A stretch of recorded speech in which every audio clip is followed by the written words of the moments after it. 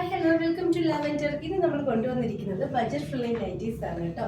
3 piece nightie. ഇതിന്റെ വേറൊരു പേരുണ്ടായിരുന്നു മാനസി. എനിക്കത് തെറ്റിപ്പോയെ.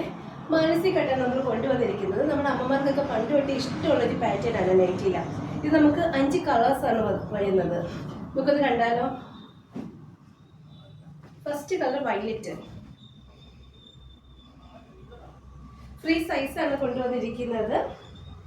ഡബിൾ എക്സിൽ വരെയുള്ളവർക്ക് വെയർ ചെയ്യാം. അടുത്തത് നേവി ബ്ലൂ.